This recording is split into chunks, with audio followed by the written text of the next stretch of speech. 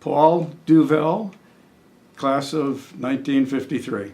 Well, it all started as a project. We have the pond out here in the back of the school that has a dam around it, and down below the dam is where the old baseball field was. I guess there's still a baseball field down there now. The baseball coach was not all that well liked. He was kind of a tyrant, if you want. In the springtime, the field was, particularly the infield, was very muddy and got into terrible shape.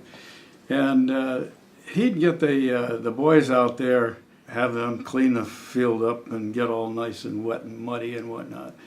And so we didn't really care for him that much. And so I got the idea that what we ought to do to really get back at him for all this, blow up the dam and flood the baseball field out. I mean, now that sounds pretty awful these days where we have all the bombings, but it wasn't that way back then. So I went to the library and studied up on how to make nitroglycerin.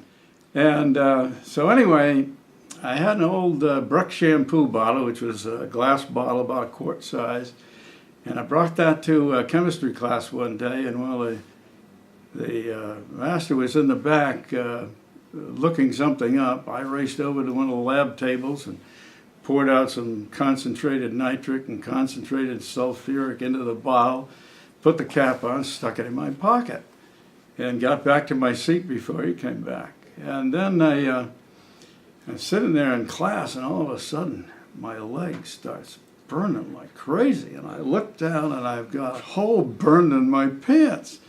And I realized then what had happened. The cap I put on the bottle had a paper seal. Well, of course, the acid just ate that right away, and it started leaking all over my leg.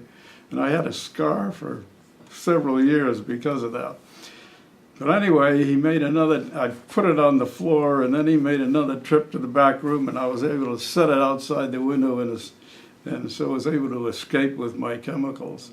So he set up out at the Wade House, which was the special house for seniors where we could smoke and whatnot. It was kind of out in the woods. Right. And in the back of the building was built into the wall was a wooden bench, and it had heavy boards about 2 inches thick on the top of the bench.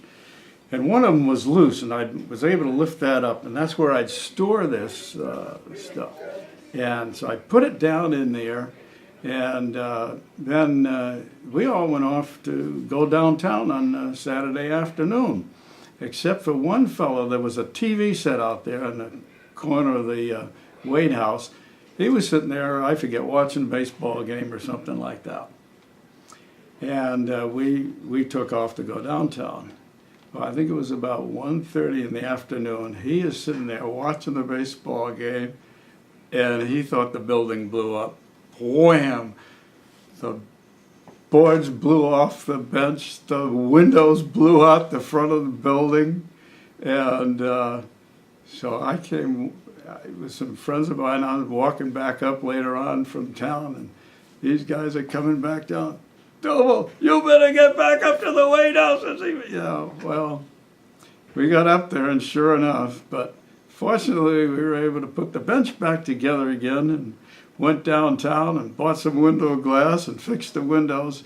And I don't think the faculty ever found out about it. But so that was the end of the project, and needless to say, the dam survived. And but it was a great time. That's